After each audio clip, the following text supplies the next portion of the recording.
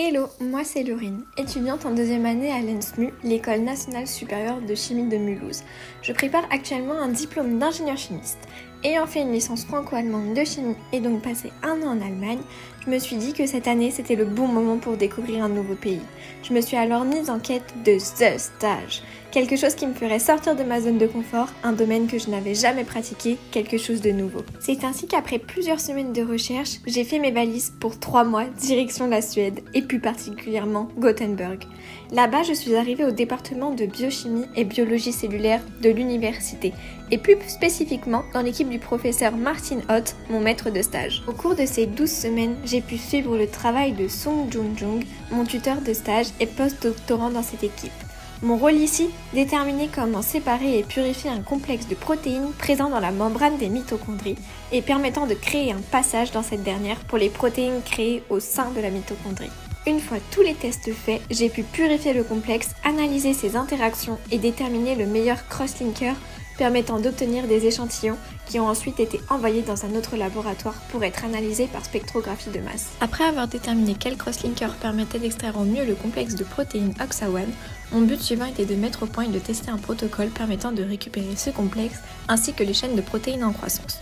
Pour cela, j'ai à l'aide de la technique PCR accentué un morceau d'ADN spécifique responsable de la libération de la chaîne de protéines.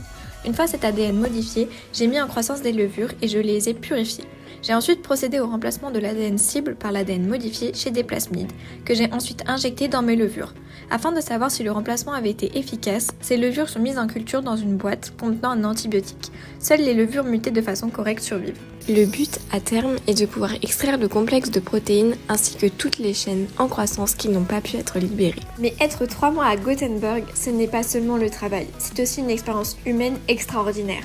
Entre la cohabitation avec une Suédoise, les 400 ans de la ville, son contexte interculturel et ses milliers de paysages, on ne peut pas s'ennuyer. Alors oui, ici c'est différent de la France. Ici l'été rime avec très forte giboulée. Il fait 16 degrés et il pleut 6 jours sur 7.